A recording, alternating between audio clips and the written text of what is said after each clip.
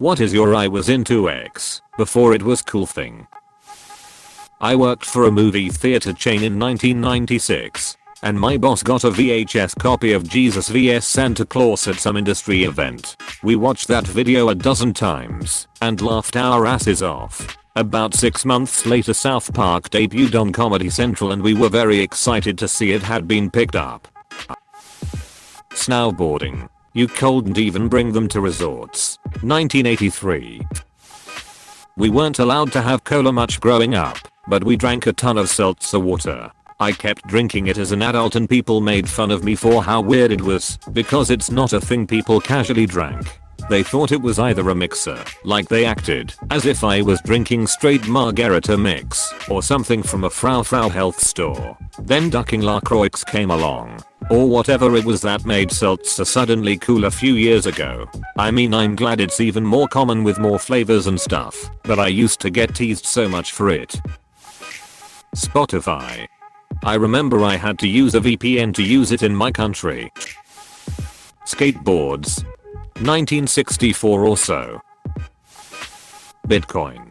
Altcoins didn't exist when I got started with it. Mandatory disclaimer, no, I'm not a millionaire now. Home computing. I started in 1976.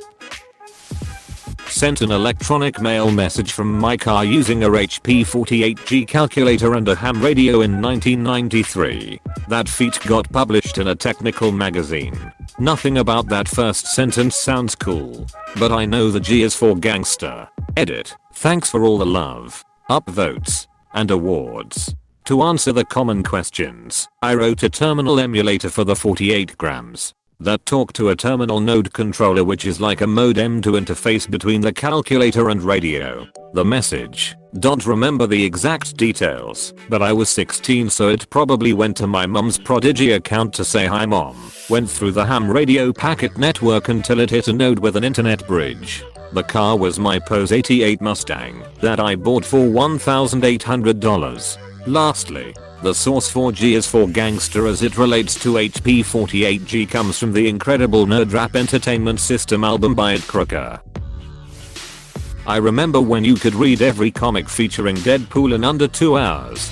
This was around the time I said an Iron Man movie, and they got some wash up to play him. This'll go over worse than Daredevil. Apostrophe. I came across the Lonely Islands website when I was about 11 or 12, 02/03, before Andy Samberg or the other two, Akiva and Jorma, were big. They had a video where they spliced all these old Northeast's games together into a skit, and it was friggin' hilarious. The How to Train Your Dragon books. Unfortunately they are still not cool yet. I had a friend in high school ask me in math class one day if I wanted to go to a concert with her that night. Her sister had extra tickets, and she thought I'd want to go. It was a New Kids on the Block comeback tour, and I said sure, why not. My mom didn't mind me going. We sat around chatting before the show and the opening act was some woman who appeared to be drunk, but her music was really good.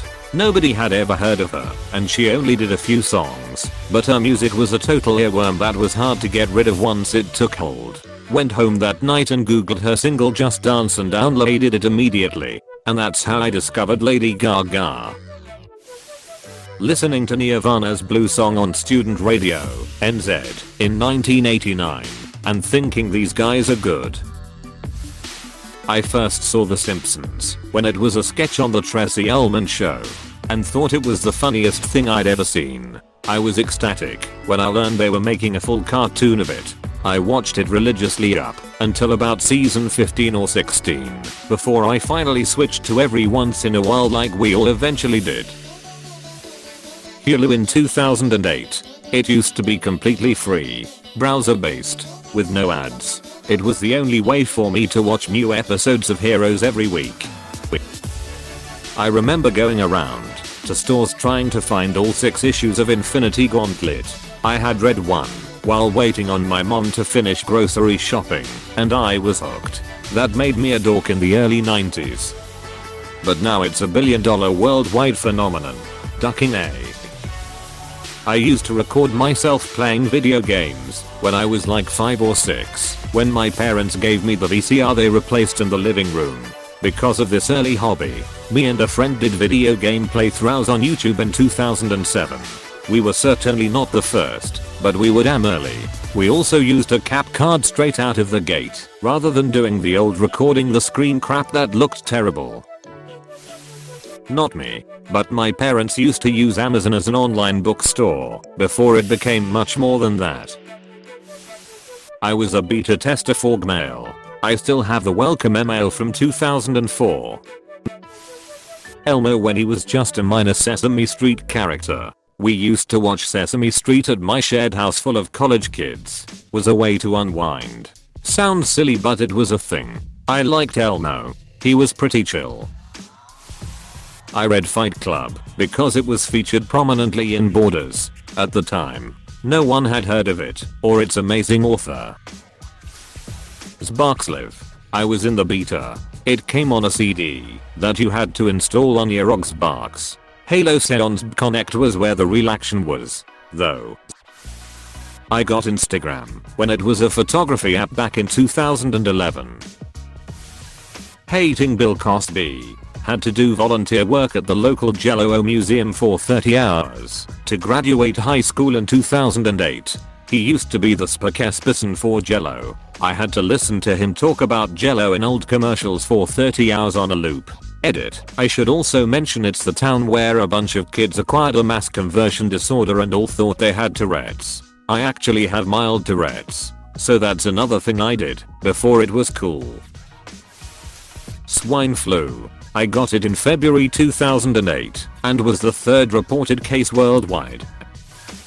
Had Tesla stock at $28.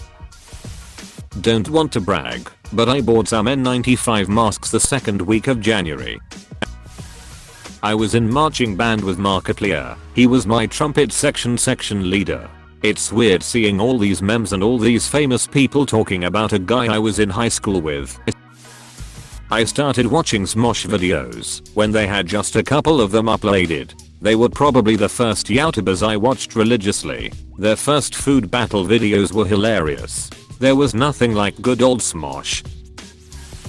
I had computers back when all they had was 8 KB of RAM and a cassette drive for programs. And you would often spend all night typing in the program printed in a magazine to play it. Just to then have to go through it all due to a typing error. Tandy TRS-80 Model 1//1980. Computers didn't really become popular at home until Commodore 64 etc. Also had the Sorcerer and Acorn and an old IMS A8080 back then too. Helped a bit when the school finally got Apple IIe computers. Coincidentally that's the last Apple computer I've used. I can see the use for them, but they would personally send me batshit crazy VSTC. I saw Borat at a film festival and couldn't quote the jokes to anyone for months. I probably had one of the first top 10 channels back in 2011 where I would post top 10 video stuff about games. I gave up cause it was too much editing and work. But few years later those top 10 channels became very popular. I had covered 19 before the world went insane over it. I was out for the night back when I was 17/18/19. A friend and I went to a good pub in Oxfordshire where we thought we'd have a chance to pick up some girls. Ended up getting drunk, taking an E, and listening to the band who were pretty good. After their set we popped out of the pub for a quick joint. The band walked over and asked for a toke. Ended up spending the rest of the evening in the back of their van smoking weed and drinking. Turned out that the band was an unknown indie/rock group called Radiohead. A couple of weeks later Creep went international. Been a fan ever since. Edited to correct some piss poor spelling. Edited again. Wow. Never thought this would blow up anywhere near this much. Thank you to the generous people who have given me awards, especially the gold one. I had over 300 Bitcoin when it was $3. I spent almost all of it on drugs and a fake ID, and then lost the rest when the Silk Road got seized. It keeps me up at night. Was using Netflix since 2001. Since my dad is a huge weeb, we bought a pack of 500 black medical masks because we saw people in Japan using it for sickness/allergies normally. A year later, pandemic. Being a degenerate weeb pays off, my dudes. Bonus story. Once I wore one of these masks to school and the principal confiscated it because it was distracting, even though I had a mild cough and sore throat. I bet you feel really stupid right now, Mr. Malava. Close bracket. Hey, thanks for watching, and don't forget to subscribe.